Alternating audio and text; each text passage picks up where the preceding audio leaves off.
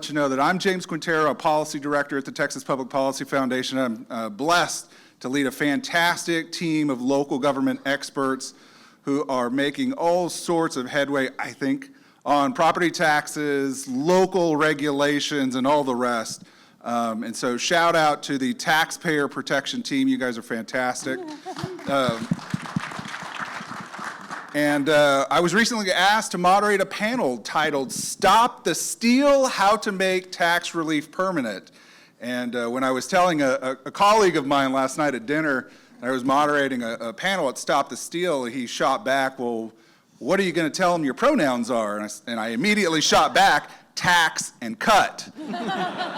But after I thought about it a little bit, I thought, dang it, I should have said spending and limit, because that's ultimately where I think we need to go.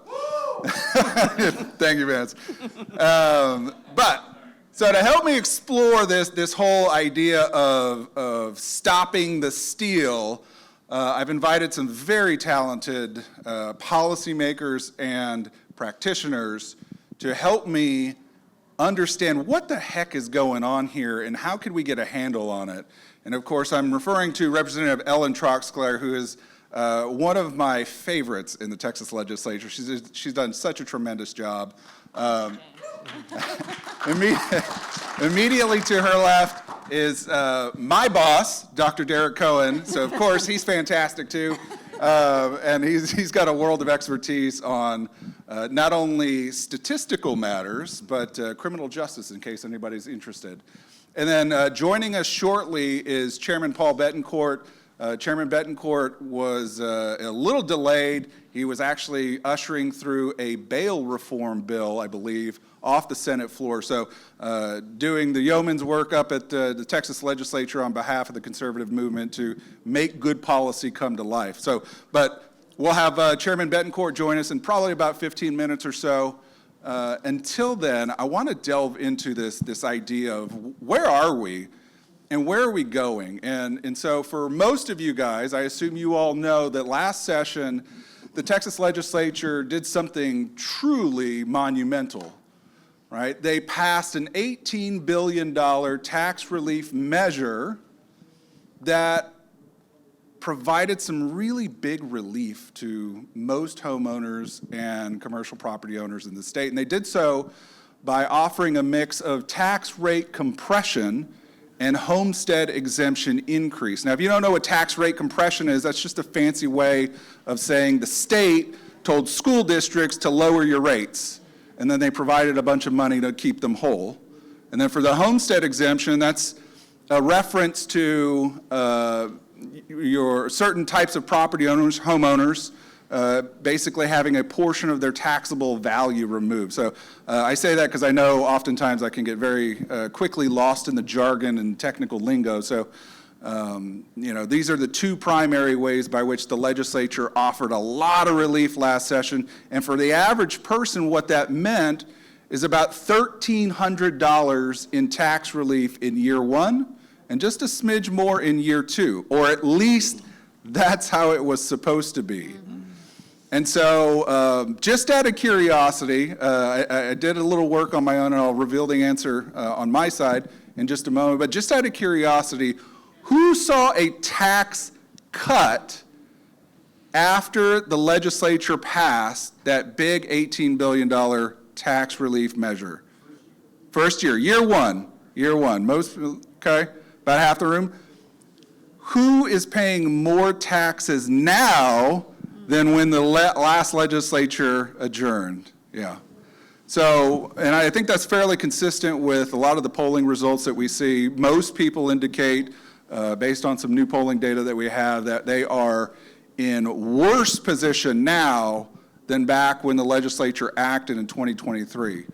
So, let me end the monologue there and rope in some of our fantastic panelists, because, Ellen, is it just me and a few folks in the audience, or is that the general sentiment that you're hearing from your constituents too, that taxes are a major problem now and perhaps even worse than when the 2023 legislature adjourned? Well, yeah, absolutely. And it is, I mean, I was listening to you and thinking, like, I'm not frustrated. I'm beyond frustrated. It is infuriating to spend so much time and energy up at the Capitol hammering this stuff out. $18 billion, bigger than some states' total budgets. Largest property tax cut in United States history. I mean, you could go on and on and on. And we've barely felt it because the local taxing entities, between their, not lowering their tax rates to the no new revenue rate, putting endless bonds on the ballot, and honestly finding new ways to tax people. I mean, now I'm sure we'll get to it later, but they are now kind of going outside the limits of what is clearly dictated in state law to come up with new ways to take your money with no taxpayer protections and no limit on how much can be spent. And so we cannot keep doing the same thing and expect a different result. And for every time I hear a local tax entity say, well, local control, local control, local control, and it's like, man, you give them an inch and they take 3,000 miles, and then they turn around and say, well, how come, we're going to talk about the disaster exemption with COVID. It's like, okay, there was when we lowered the rollback rate from 8% to 3.5%, which again was such a big lift, years and years in the making, fighting TML and so many others who wanted to endlessly increase taxes. Okay, well, if there's a disaster, we'll put an exemption in there that if there's a fire or something, you can go over the 3.5%.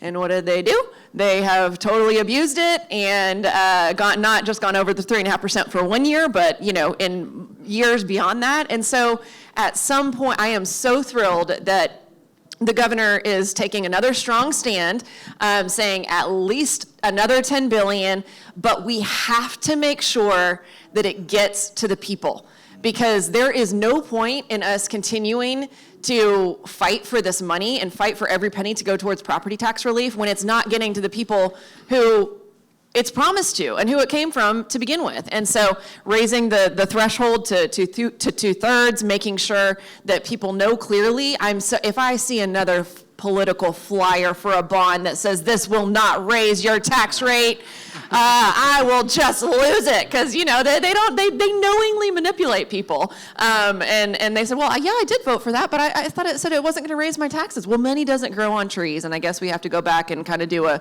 101. But we're going to put, hopefully this session, honestly, go back and put those guardrails on, increase the threshold that voters need to have in order to have their taxes raised, close the very many loopholes that have popped open, and not only I know that the Senate is looking to increase the homestead exemption. I would also like to see a significant investment in additional compression, because while the homestead exemption gives you the biggest, most immediate cut, in the long term, the only way to eliminate property taxes, and certainly Tier 1 property taxes, is through compression. And if we put $10 billion to compression for 5 sessions, we can totally eliminate Tier 1 taxes over 10 years. That means almost the entirety of the money that you are paying in your school portion of your property taxes, which is the largest portion of anybody's property taxes. And so we have to, yes, pursue the short-term gains because Texans need it now, but we also have to set ourselves on a path to long-term elimination, or else the cycle is going to continue. I think that's well said. Dr. Cohen, one of the things that I've noticed here recently, and perhaps you can help me out just a little bit, Texas, the organization or the relationship between state government and local governments is a little different in Texas than it is in other states. And what I mean is, in other states you have a system of intergovernmental transfers, so the state will give local governments money to go do stuff. In Texas, we've given local governments the tools to go out and do stuff. And they have those tools. But what I think is happening on tax relief, though, is tax relief is almost turning into an indirect subsidy.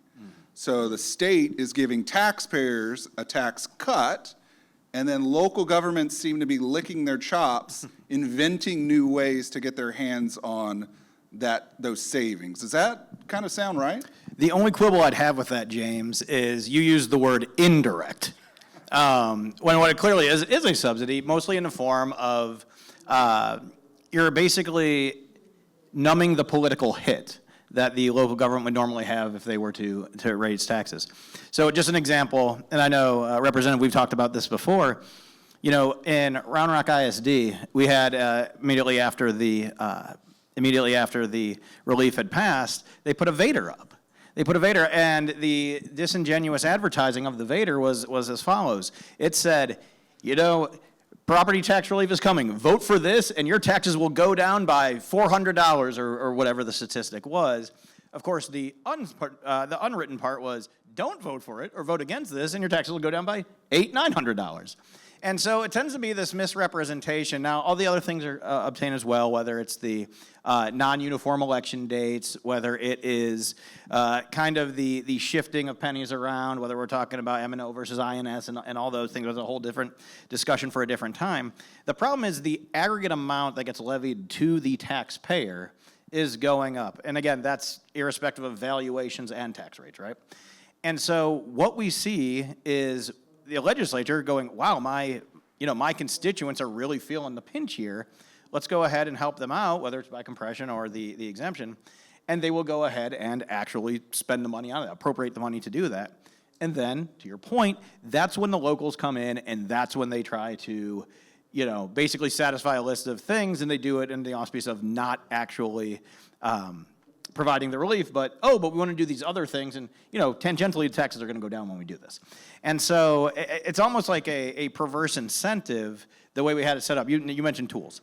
It's almost a perverse incentive because it almost incentivizes the state level officials to go ahead and bail out bad decisions made by the local officials. And bad decisions, I think, is what they are making time and time again. Ellen, I want to go back to something you said because I was very encouraged by it. Obviously we have tax relief plans having been introduced and in some cases passed in both chambers, right? So looks like we are on the verge of seeing some meaningful tax relief come to fruition.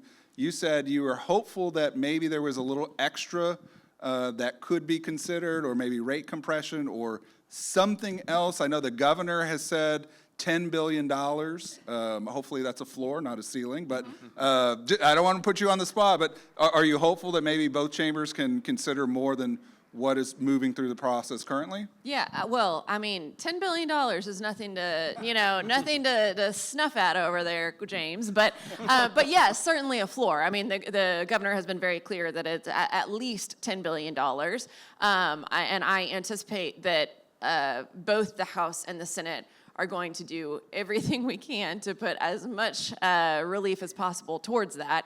But right now we're already on track. I mean, the good news is that between the new money that will need to be appropriated out of this biennium's budget, in addition to the additional appropriation in our base bill, both in the House and the Senate, we are already a little above that $10 million mark. So we're already, I think, or $10 billion, about $10.5 billion. So we're already there. I don't anticipate that number is going to go down, and hopefully, I'm gonna push for as much as possible. But I'm looking forward. I think the House bill likely will be filed within the next week, and there will be discussions about what the right avenue is, what the right vehicle is to implement that property tax reform. And there's going to be some disagreements, I'm sure, as to the right approach. But one thing we are united on is at least $10 billion. That's fantastic.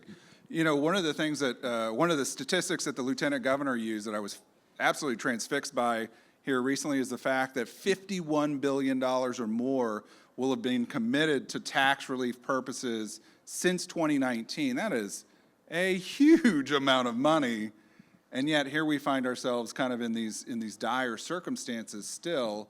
And so, given that the governor seems to be pairing this $10 billion concept with a supermajority tax increase requirement, does that What do you think about that? Is that a good idea, bad idea? Is it one of many different ideas that ought to be considered? No, it's a great idea, but it is only one piece of the puzzle. And if it's okay, I want to talk specifically about one of the bills that I'm going to be filing that I did file in a form last session. It's going to come back this session in a little bit of a broader way, because we have, like I mentioned, we have some of these taxing entities that are inventing. They're not doing bonds. They're not using sales tax. They're kind of just creating their own new ways to tax people. And what they're doing is using a tax rate election, right? So a annual property tax election that we're all, familiar with, or a tax rate setting that our city councils and county commissioners do every single year in, September-ish timeframe. They are only supposed to bring in about 3.5% more revenue with new development held harmless in that equation. If they need to go above that, there was a provision that said, okay, you can go ask your voters if you need more money than that. Well, they're doing that and then turning around and using that kind of short-term, one-time, one-year money to fund long-term debt. And so you have these local entities that instead of doing, like I said, a bond, we all know what a bond is, right? And you go and it says exactly how much money is going to be spent or raised. It says exactly what the money is going to be used for, and you have to legally stay within those parameters because that's what you told the voters. Well, in this case, because they didn't do a bond, even though they are funding long-term projects, there is absolutely no cap on how much they can raise or any end date to when that revenue ends. So if you live in the city of Boston, for example, 21% of your city property taxes into perpetuity is being transferred to a rail program that we have no idea how much it's going to cost. We haven't even, made any progress. The route has totally changed from what voters were initially sold. And it's complicated because it's in the weeds, and I know that the people in this room are the tax nerds like me who sadly love this stuff. But it's equivalent, and I'm sitting here thinking all morning, okay, what is the analogy? What is the analogy? And the problem is there's not a good analogy because there's nothing else that's quite like it. But you could say, and the response is, well, the voters approved it. Well, just because you put something illegal on the ballot and the voters approved it doesn't mean you can go do it, right? Just because you put, hey, should we go commit larceny on the ballot, and people say, yeah, you should commit larceny, doesn't mean that it's legal. This is, it's not an exact comparison, but it's like using if there's I'm trying to think, okay, similarly, if they had said, hey, we want to build a rail program and we're going to fund it with income taxes, and it passed, okay, but income tax is not legal in the state of Texas. And so it is not, I just want to be clear that this is a statewide issue. And they're in litigation about it, and the city's argument is well, it's technically not illegal because it's not put in the state statute. Do we need to put every little common sense thing in state statute? That you shouldn't abuse taxpayers? That you should have a limit on how much you can raise and spend, and that you should be reasonable, and that if you want to build a project, you have to go do a bond or use sales tax? And don't you think that if you are maxed out on all of the other totally legal ways, nobody's arguing that they can't go do this with a legal election in a legal way, they didn't because they're maxed out. They're maxed out on their bonding capacity. They're maxed out on their sales tax.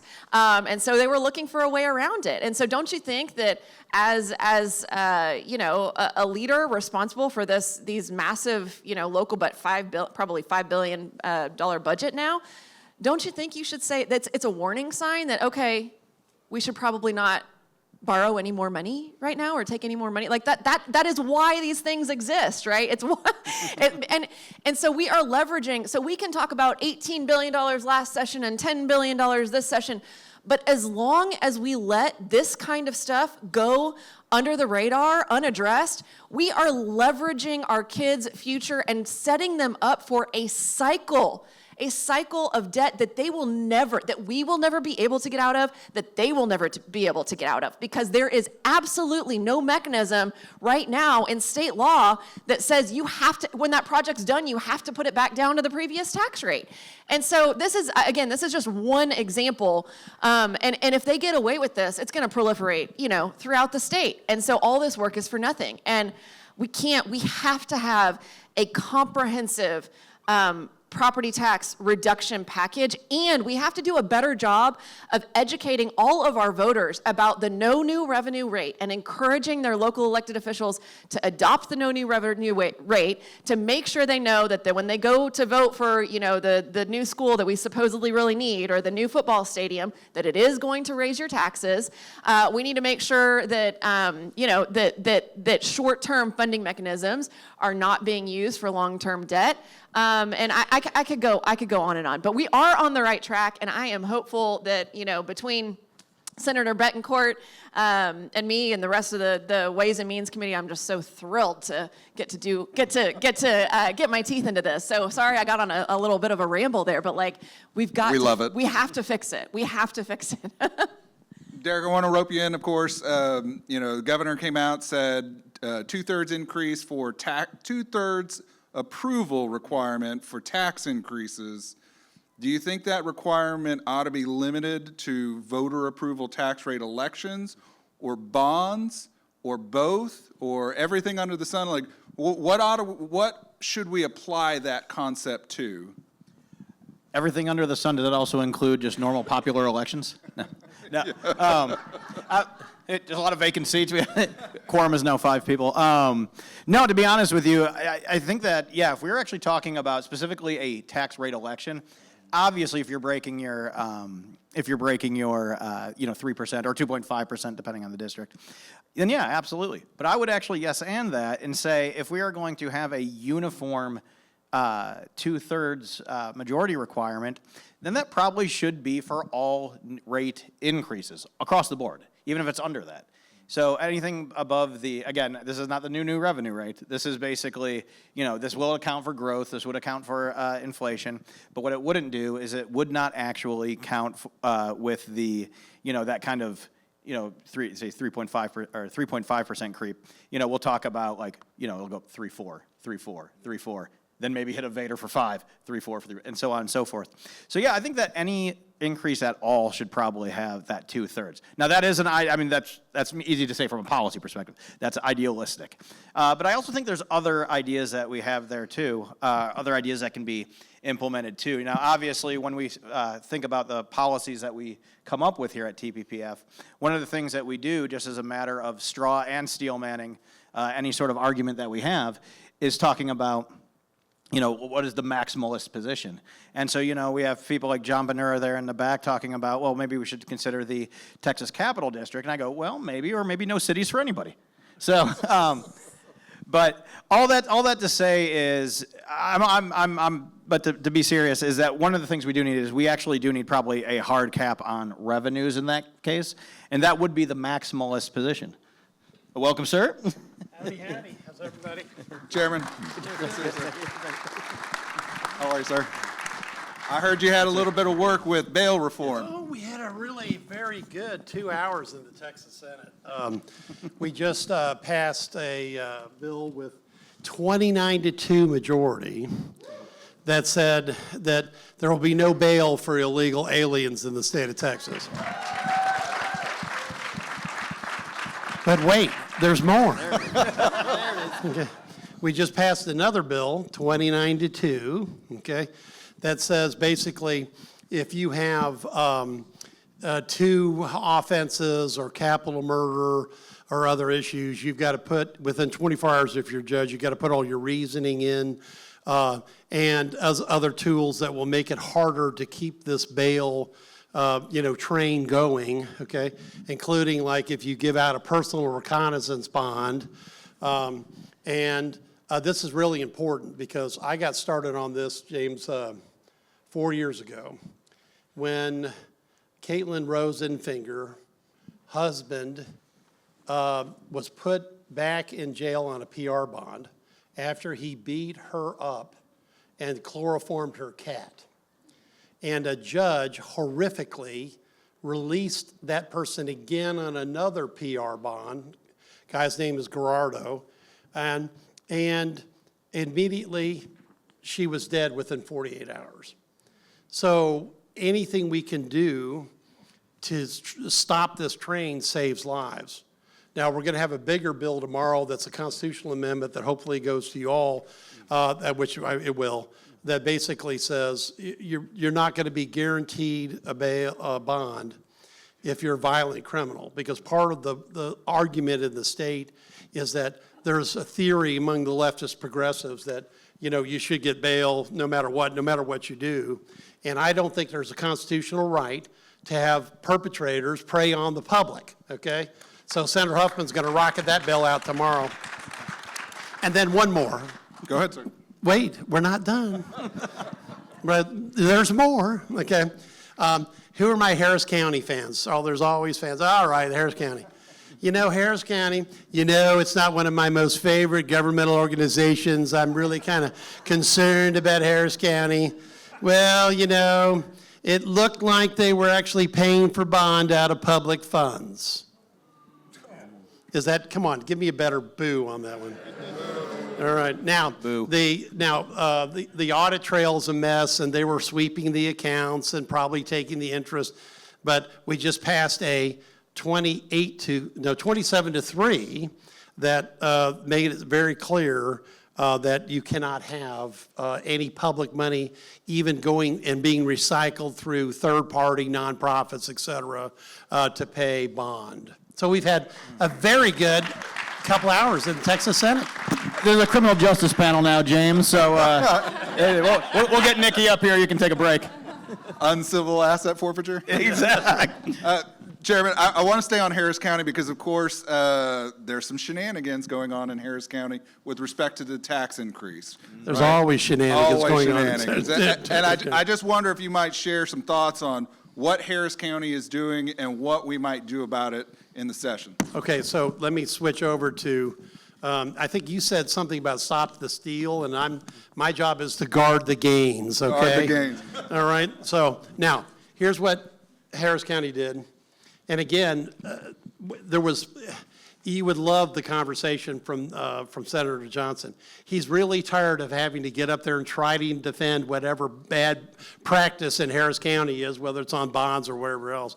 All right, they drove a Mack truck through a disaster exemption that was put in when we could barely pass the bill back in 2019 because of Harvey. And basically, they decided that they had a Category 1 storm, the lights went out, there was some very modest damage as well as slight loss of life. But they decided to, quote, Rahm Emanuel and said, leave no crisis. You know, what is it, leave no crisis? Don't let a crisis go to waste. Don't let a crisis go to waste. I was almost said, leave no crisis behind. That wasn't quite it. Yeah, that's right. All right. So here's what they did. They could use the old rollback rate, and their tax roll only went up 0.3%. But they jacked the tax rate to the moon for a 15% tax increase. Now, as the guy that was monitoring how much money we had left, we had about $944 of the original $1,300 savings left, and so they consumed $312 of it like that, Susan. I mean, she used to be an auditor in Travis County. I'm not even sure Travis County could have thought of this. Now, what really made me angry, and the governor's furious, and he should be, and anybody that watches Harris County should be furious. Judge Hidalgo decided that it was only an 8% increase. Oh. You know why? Why? Take a guess. Why was it only 8%? Alan, come on, somebody guess. They can't do math. That's right. Okay, they get that. See, we're warming up here. If you were on my radio show, you would get a ringing bell at this point. She used the rollback rate, not the calculated amount. So she went out on television and said this is only an 8% increase when it was the rollback rate. The real increase was 15%. Now, the normal suspects down there, Bill King, myself, we all went out and said this is wrong. I did the usual robocalls and, whatever, everything that you do to try to inform the public, and it barely passed 51 to 49. If Lena told the truth, because she clearly misinformed the voters, there's no way the public would have voted 51 to 49 for a 15% increase, even in Harris County. I don't think even in Travis County they would have voted for, well, maybe. Okay, yeah, right. I'm thinking about Project Connect, Well, remember, we talked about it a bit, but remember, we were sold, during that time, they said, oh, it's only a 5% increase, of the total tax bill. It was a 20% increase of the city of Austin taxes. So as soon as it passed, they turned around and said, oh, yeah, federal government, we need money because we're putting a 20% tax increase. So it's amazing how just 1 week went from 5 to 20%. We're going to have to write a bill keeping elected officials from lying. Now, that's going to be tough. But Uncle Paul is filing, as we speak, a bill that rips out the entire disaster exemption, is restarting this all back to zero, because we're just not going to let a leftist progressive county government go and claim that somehow they have to have 15% more revenue in just 1 year. It's preposterously wrong, okay? All right? So that bill's getting filed as we speak right now. That's fantastic. By the way, so if it only passed 51-49, it would have not overcome the governor's proposed supermajority requirement. So if we can get a supermajority requirement in place, we may not have to go after lying elected officials. Well, I think we should do everything. Everything, all of the above. Your terms are acceptable. I had, my terms are acceptable? Thank you. We had an idea after that. We looked at it and said, our first bill that was started property tax relief, it's long ago in a galaxy far away, it's like 10 years ago. Senator Creighton had a bill that everybody was waiting to see what we were going to do, and the big rage back then was a supermajority vote for tax increase. So we managed to convince the Senate that at the time we had a 60% a rule on suspension rule. So we passed that. So I think it's time to crank that up to like 3/4, okay? So that 3/4 of your elected officials on any governing body in this state has to approve anything over the no new revenue rate, okay? Because it's time to put the pin on the donkey. And I'm not talking about partisan politics, okay? There's just a problem with entrenched people that believe that they're in the tax and spend party. I don't care what party it is. I don't like the tax and spend party. It's not one of my favorite parties. And it's time to put a pin in the tail on that, because that would, like, for example, on a school board, you'd have to, 2 people could make a difference, okay? On a commissioner's court, instead of 2 people having to walk out, 2 people could just block it and say no. We've got to get a culture going that as values go up, tax rates come down, and we've got to get away from this, because I see this now resurgent of this again. I'm not raising your taxes because I'm not raising your rate, okay? That's always the line. How many of these local elected officials that you're talking about, how many of them go back, because they say, well, I was elected. Well, yeah, well, did you run on that you were going to increase property taxes? Did any of them, did they go re-campaign on, hey, I raised your taxes and I'm going to do it again? Of course not. And so that's why they use the line, we didn't increase your tax rate. So maybe that needs to be a, truth in taxation type of thing. But you know what? We have a new idea for a bill. You cannot use the line, I'm not raising your taxes, I'm not raising your tax rate. We'll make that verboten language. Or if you do raise your taxes, even if it's not the tax rate, you have to put a disclaimer, Well, I raised your taxes. I just filed that bill too, okay? Yeah, that's right. We've had a productive morning. Okay. And because we've had it on school taxes, James, and you testified for it, see? Correct. James is like my anchor guy, you know? Now, depending upon when Mrs. Quintero needs them, he can either go first or last. I normally like him to go last because, okay, James, take me home, okay? And we did this on a bill that said, for all school bonds, you know, this is a tax increase. So how about not saying that to every place? It's because any bond is a tax increase. It's an inescapable, logical function that Aggie math taught me in a galaxy long ago and far away, that it's a tax increase. And, you know, along those lines, one of the things that I've noticed is the creative attorneys within ISDs have started to figure out ways to game the system. What I mean is, you know, so the statute requires that the statement, this is a property tax increase, be in all caps. So of course they, you know, make everything in all caps, and then they blend it in with an English version and a Spanish version, and you know, the text is never accentuated. So there's kind of clever little ways that they hide that element of disclosure. And I think there are some bills coming forth, perhaps even soon to be filed, that accentuate the text, that draw attention to it, to make sure that people know, hey, this debt comes with tax implications. Yeah, well, and I saw TPPF just put out an excellent video today that connects all the dots, right? Because then what happens is you have these PACs that form from the people who stand to make money off whatever the bond project is, right? The construction company or the consultants or the architect firms, and these are, you know, big, and they give, you know, $100,000, $200,000, $300,000 to support and pass the bond, and then they turn around and get the contract and make tons of money. And so it's just this never-ending cycle where taxpayers are totally hoodwinked, and we have no idea. I mean, the average person just doesn't think about the difference between a tax rate and their taxes. They don't know, you know, they don't understand that they're easily, well, they're not easily manipulated. The people who stand to make money work very hard to manipulate When they're them. lied to, they're easily manipulated. Right, see, like with Project Connect, okay? Oh, it's only 5%, it was really 20, okay?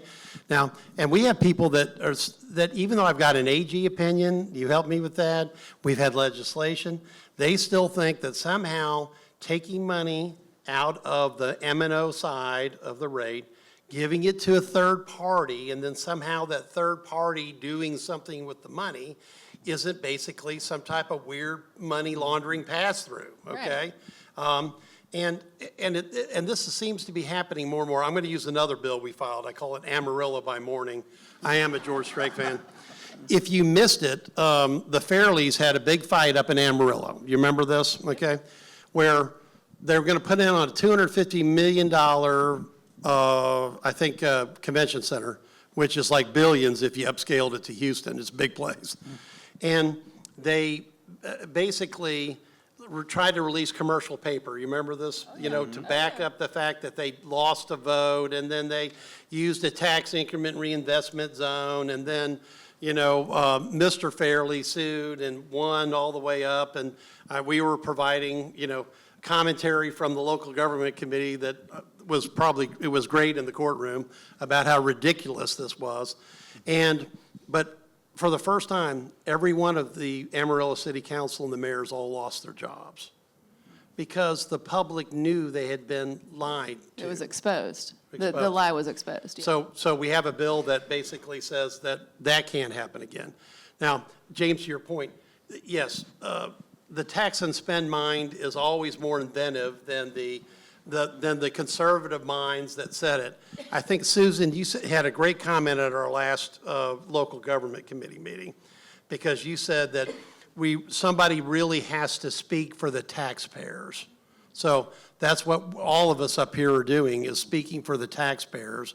And we're just not going to put up with this. Well, I guess I'm an Aggie, so I can say, manure instead of what I was thinking. Derek, let me bring you in here for just a sec. You know, it seems to me that what's ultimately driving the tax problem is a spending problem, right? Does it make sense to you to apply the same standards that the state adheres to down to the local level? And wouldn't that go far to contain a lot of the tax problem? Well, yes, and let me yes end that, James, with, I think if you look at the reason that we have such profligate spending at the local level, it's because that they have this conception, basically a local great society program almost, where the local government and the city council should be all things to all people. And so they're having basically what would one consider an unlimited ambit, then that kind of unleashes the mind to go do whatever it is in the name of social progress or whatever the case it is. But that being said, there are some clear delineations in what the state does and what the locals do. They had to be reminded of it a session ago with the Death Star bill. And I think that you're going to see an expansion of that, them getting reminded again with what the lawful permissive boundaries are of local law and rulemaking authority. Because, again, what this spending, now don't get me wrong, if we pass Death Star 2.0, 3.0, 5.0, I would have to have like the third trilogy by that time. Even when you get that far down the line, that won't solve the spending problem. There's still that attitude is, any amount for the social progress we want to see. And so it might come down to a time, and I'm not making policy from the stage, but if you want to run with this, James, and put it in your LAA, I know you're very, you're not that busy these days. Maybe we should actually, instead of a basic, like this home rule idea of, if it's, as long as the state's not doing it, just go and run with it. Maybe do it like a MUD. Give them an absolute doctrine of enumerated things that they can do and no more. It's like local governments, you can do police and sidewalks and parks and a handful of other things. Now, obviously, that would cause a little bit of friction, but I think that would at least lead to a spicy conversation, we'll say. James, I literally am filing a bill because some ESD is like annexing land in a city. Okay, now that's an emergency service district, okay? You're talking about layering, but now there's two really important points on this because spending is the problem, always has been the problem. It took 38 years to pass the first reduction in rollback rates in 2019. Dr. Ginn over there had more hair than he does now because he testified for this. Okay, but President of Senate, Lieutenant Governor Patrick, had to threaten to pull the floorboards up from the Senate to get that bill passed because we could not suspend. We had too many people, Jeremy, that had a Republican label, but they did want to stop spending. And we managed to get the rollback rates down that year to 3.5% on cities and counties and 2.5% hard on school districts. But it takes tremendous leadership to have that fight and say, you've got to slow the growth of government. Because if you don't slow the growth of government, we barred an income tax. It doesn't make any difference what revenue you've got. They're going to consume that and a little bit more. So I look back on that fight because we passed so many bills since that big block, that bill in 2019. But that's really the key. It's how much can government spend without public approval. And that's what's been at the heart of all my legislation, really. Because I look back, and this goes before Ellen's time. I don't see anybody that was in the legislature back in the aughts. That was like 2000 aughts, not the 1900 aughts. Okay. And we bought down tax rates, but we didn't do anything to slow the growth of cities, counties, and special districts. Nothing. And they consumed it. So we're on full guard against losing the gains. That's really what, and I don't know, I've got like 12 bills being filed the next day. Do you need a House sponsor? I always need a House sponsor. That's right. I always need a House sponsor, right? Look, and Ellen is somebody that will fight local government. Now, I'm not saying that all local government needs to be fought all the time, but there are times when, somebody cooks up a scheme and makes ballot language so incomprehensible that people don't even know they're voting for a 20% tax increase.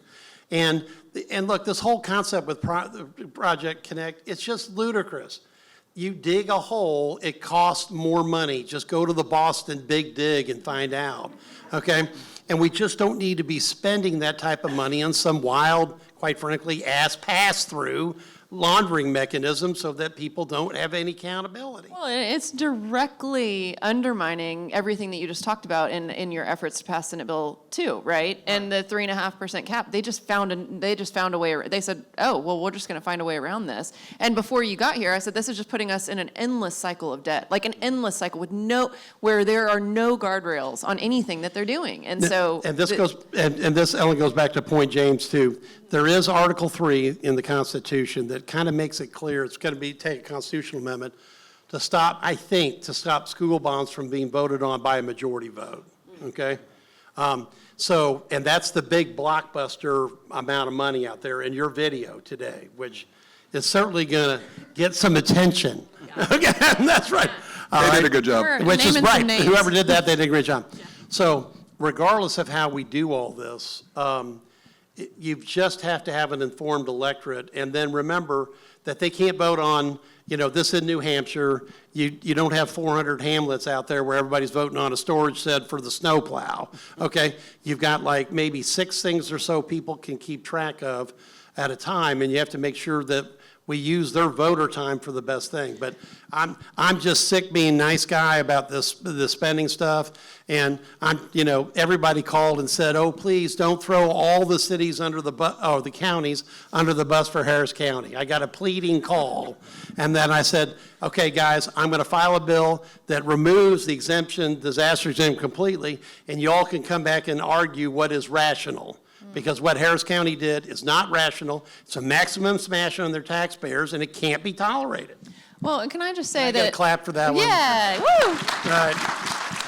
I'm just not, Ellen, I just don't know. Between like your county and mine, I'm not sure who's number 1 and number 2. This switches back and forth, but I don't think they're number 1 and number 2 on the taxpayers list. No, well, and as someone who represents both Travis County, a county like Travis County, and a county like Blanco County, there are good local elected officials in a lot of the smaller communities. It's the big liberal cities and counties that ruin it for everybody else. And then they use the local elected officials in the small communities to be their shield. Sure. They talk them into coming up to the Capitol and saying, oh, well, you have to fight against this. You need the ability to, they're going to take away your ability to raise taxes if you want it. Well, we don't really need it, but okay, I'll help. And they come up and they use them as a shield to protect the city of Austin and Travis County from the bad decisions they're making. And so I'm kind of sick. I honestly am really sick of our rural communities being taken advantage of to protect the bad actors of the big cities, and which is why this is the session we also have to pass a ban on taxpayer-funded lobbying. Absolutely. I'm told it's Q&A time, so get your questions ready. And make sure to make them short and to the point. We've got quite a few questions out there. Judge, why don't we go to this young lady in the back first? Ellen, I did carry that bill back 6 years ago, and we passed it out of the Senate. Hey, I think Mays passed it out of the Senate. And Middleton's going to pass it out of the Senate again.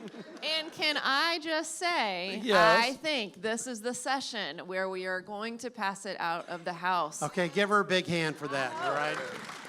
I'll do everything I can, because that is the root of all these issues that we just talked about. It's all these communities who spend your tax dollars fighting all against this stuff. And so that is one important piece of the puzzle. Very true. Yes, ma'am. Would it be possible to tie spending rates, I don't care what you want to call it, to student performance improvements?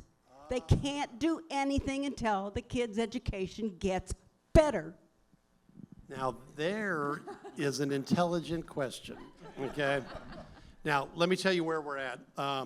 It's been misery keeping the performance standards that we've had now, the A through F system, because we had HISD sued, and that knocked it off for a while. And then I passed a bill, Senate Bill 1365, and we restored it. The Supreme Court said, yes, you now have performance measurements again. And then, how many school districts? I'm looking at my crack team, David Clark, Ross Leak, how many? Brian in the back, how many school districts? I think about 7 of them started the suit, small districts, and about the 37. And they have sued, and they have knocked off all performance measurements for the last 2 years. Now look, you can't have a public education system without an accountability system, okay? And I would love to tie it, because right now, we actually pay schools based upon attendance. But boy, I'd love to have those performance mechanisms back. And I've got another bill coming, because we have to, Uncle Paul's gonna have to try to fix that one too. But that's part of what Ellen's saying, and James and Jeremy. Yes, we have people that cannot stand common sense, and they will spend taxpayer money against the public, okay? And that's a perfect example of it. So I'm hoping for a favorable ruling of the new business court, the 15th Court of Appeals, because it used to be, and can I just say clearly, it used to be they'd get a freakazoid leftist progressive judge in Travis County to go along with them, and it took 2 years to get the Supreme Court and untie it all and come back. I'm hoping to cut that down to less than a year. And I hope that when we pass school choice this session, that gives parents a little bit more leverage in what they want and a little bit more competition, outcomes for all students, including public school students, increase. So that is also a piece to that puzzle. Yes, sir. I passed a tax credit scholarship of that last decade. I'm just glad Uncle Paul's got nieces and nephews to help pull all these bills through. I can't do them all. Yes, sir. Okay, one of the first things that I have noticed about small towns is that it's much easier to pierce the veil of nonsense than you do like in Travis County. Travis County is insanity. I mean, they're insane people here. That's just an aside. What I want to ask is, wouldn't it be better if we just took the schools and had them run, not out of independent school districts, which with their layers and layers of management, and they're cutting their budget by cutting students instead of getting rid of the infinite layers of management that don't do much? Why don't we just have it run by county? In other words, take it away from all these little grubbers and put it in the county. It's been done in Louisiana, and they got a remarkable relief from it. It's a good question. When it comes to the issue of ISD consolidation, I think there's kind of a split caucus within the foundation itself, and we don't necessarily have research to this point, but I think on one side you see the potential for efficiency, right, because you're consolidating 1,200 plus school districts into 254 counties. And oversight. On the other hand, you're also creating big giant fiefdoms by which lots of political influence might be exerted, right? Because those centralized districts are going to be able to weigh in a much more meaningful manner. If we could pair that with banning taxpayer-funded lobbying, I think you might be onto something. Judge, if you want to. You trying to plug 1,000 holes in a dam. This young lady right here. Take the dam away. Yeah, did you have one? No, John, what's humorous about this is we used to have county county equalization districts, okay? And that was taken out, I think, in 1996. So some of these ideas are being recirculated, again, because you're running into some obvious issues. I'll give you an example. The school choice debate has been epic. It's huge. I mean, it is huge, okay? We've got Elon, the smartest guy I know, watching this along with President Trump, who really thinks Dan Patrick's a great guy, his friend. We get all these, these are literally the tweets that are coming across. Big difference between Florida and Texas. Florida, they have 44 school districts, 48, something like 46, and we've got over 1,100. So it's a big difference in what it takes to do school consolidation when you're starting with a 4-digit number, when you're already down to a 2-digit number. But it's a very interesting idea. Yes, ma'am. I like it. Hi, I have 2 questions. How do we get some attention on our local governments that might benefit from a good audit? And my second question is, I love everything you're saying about action over discussion. I think a lot of conservatives would like to see action done. And making property tax relief permanent, how is that going to safeguard taxpayers when there's flexibility with appraisal districts, putting the value on your home, your unrealized gains, up and down whenever they want? So as a taxpayer and as a fellow conservative, like, what do we need to do to help y'all get active so all the safeguards there are in place and we don't have to keep having these discussions year after year after year? Panel? Well, I'll take the first thing. You mentioned about how to get local government's attention, okay? This is really an age of Doge, okay, for lack of a better description. It's an important concept because what Doge is doing is what the federal Congress can't do yet, which is go in and rip those budgets to pieces because we haven't had regular order in over 12 years, and everybody's operating on continual resolutions, and your money's being spent like water, and just having Elon and 24 bright guys up there publishing the check registers, blowing these leftist progressives, communist socialist minds off their into orbit. Okay, now that transparency is desperately needed. Okay. We don't really have yet in Texas an ability, even Uncle Paul can't say, let's go audit this. We used to have it with the comptroller's office. It's really an important thing that we have some type of office of inspector general, some type of way to actually do audits, force the audits being down, because we just passed this bill, SB 40, because literally Harris County was sending money to a third party, we think, and paying bail, and then finally little things come out of the audit department. It's unfortunate because we don't have a statewide property tax system. Other people have that ability to go do those audits in other states. But it's with the rollback rates and controlling the growth of government, having those audits is just critical. Now look, she was a auditor at Travis County, okay, all right? But she's great, she's wonderful, she's with us, okay?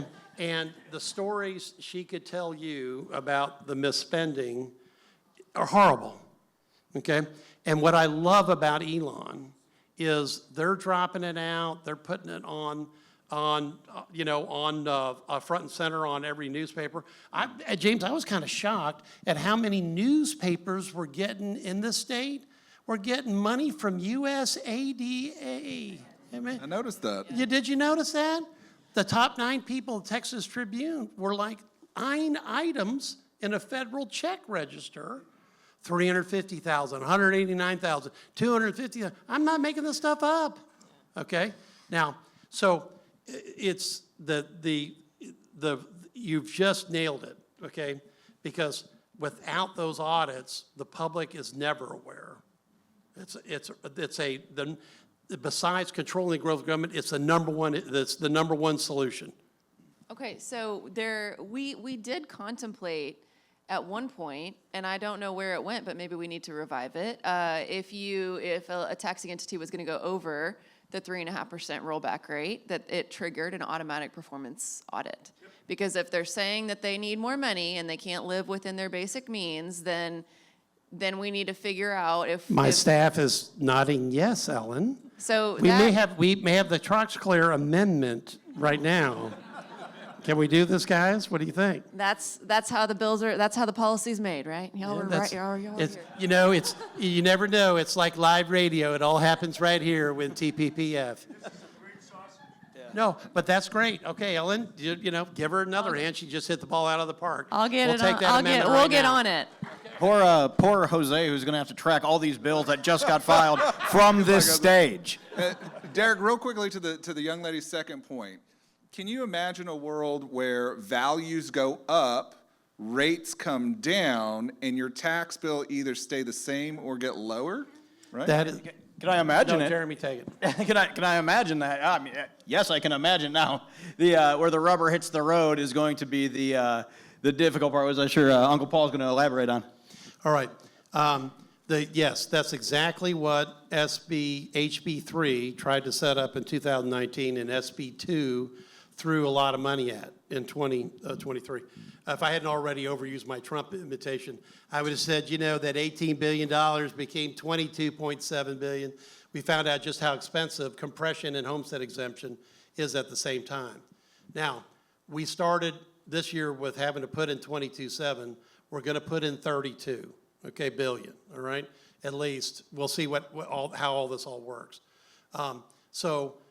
You've got to continually to buy this down, but the hard cap on schools was the huge change, because no matter what happens, unless they don't have an audit, okay, which is a great idea, because I'm now thinking about all these school districts. I'm looking at my staff thinking, all these people that are doing these voter-approved tax rate elections, even though only 30% of them passed, I'm thinking maybe they need to have an audit too.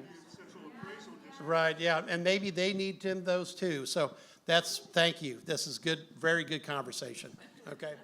I think we got time for one or two more questions. Judge, why don't we go to this young lady right here? And then we'll go to last one here, sir. We can do rapid, you Oh, know. okay, if we want to go quicker, I think we can sneak in a few more. Yes, ma'am. You know, I'm going to have Ellen on my radio show from 4 to 6 on Friday with James, so call in. Yes, ma'am. Natural plug. Okay, I am a simple person, and I don't do math. I depend on y'all to do that. And Senator Betancourt, you may remember I've been before your committees on tax relief for probably 10 years or more. I was there in 2019. I'm just tired. You know, I'm tired of coming back year after year after year begging for property tax relief. I'm tired of the locals pointing the finger at you guys and you guys pointing the finger at the locals. I'm just tired. And this session is called How to Make Property Tax Relief Permanent. I haven't heard that from you guys today. What are we doing? Sorry, I thought we were stopping the steal. I didn't know he'd changed the title, okay?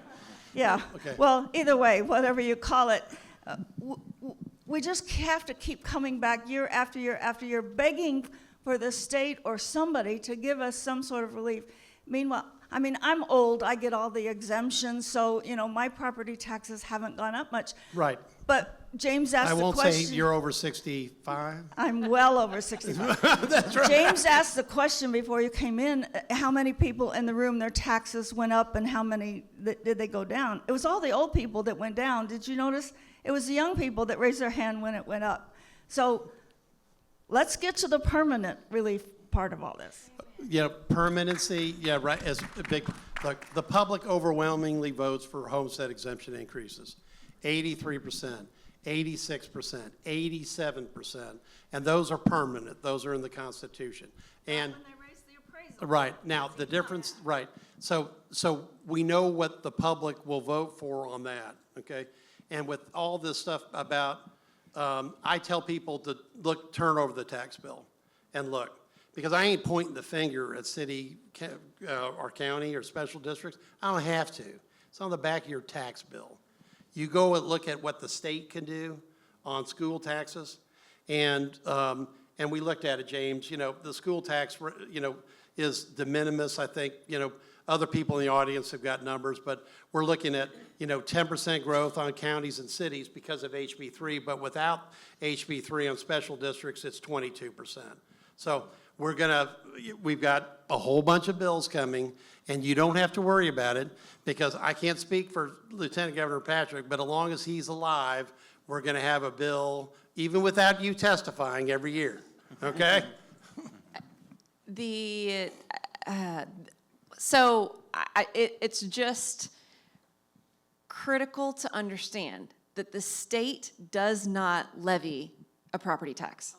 We have we don't collect taxes in any way from your property taxes, right? And so when you're talking about the finger pointing, I get it. I mean, because I was you. That's why I ran for office, was because I was so mad about my property taxes. And I'm sick and tired of it. I mean, I told you at the beginning, I'm sick and tired of spending my time and energy on something that gets undone.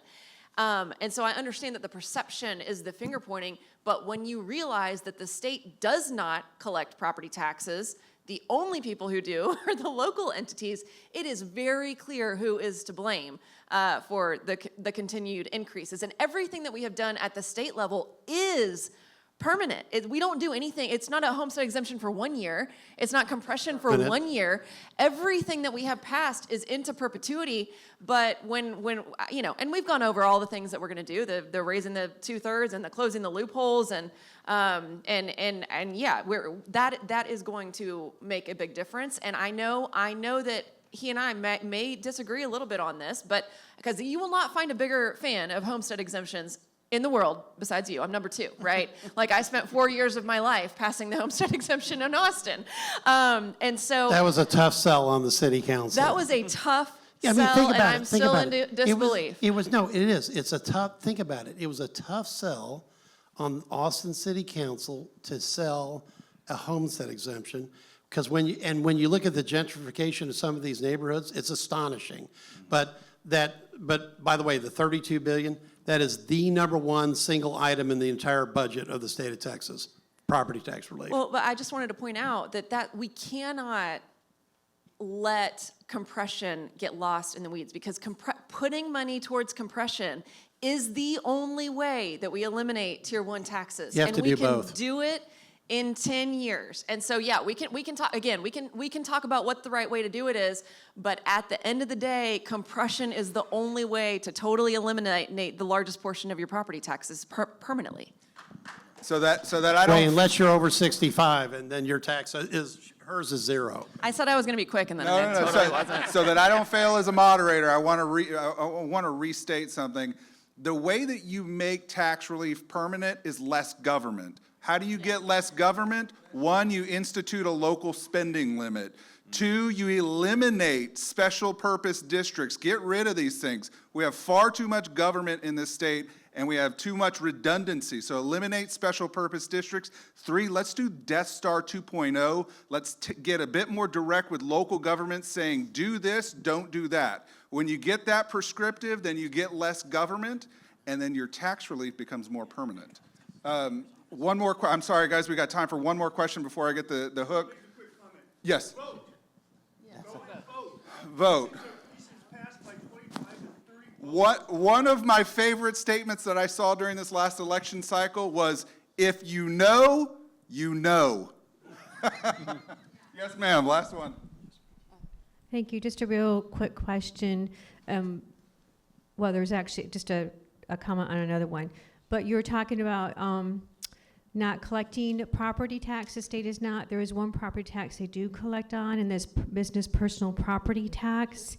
And I know there's a bill filed in the Senate to repeal that.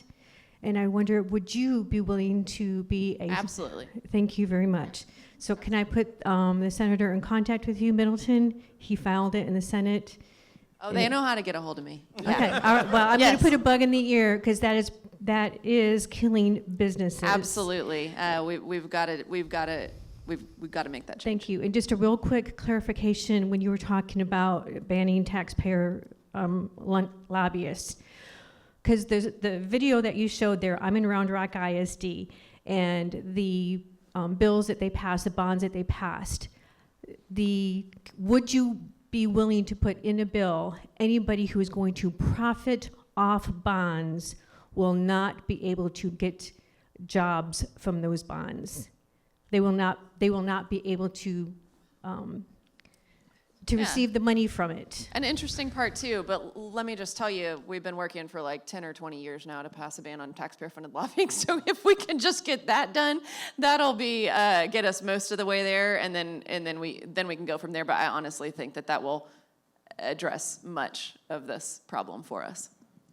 Guys, I know there's a ton of questions left. I want to encourage you to tackle these guys as we end the program. Okay, James. But before we do that, let me get a big No round of tackling, just call Uncle Paul's radio show from 4 to 6 on Friday. I'll have Ellen on and James. Second hour, how about 5 o'clock Friday afternoon, both of you? I'm in. I'll check. Okay, well, you better say yes. I know. I got to be in Gillespie County tomorrow. Oh, you're right. Okay, maybe 5:20. Thank you guys very much.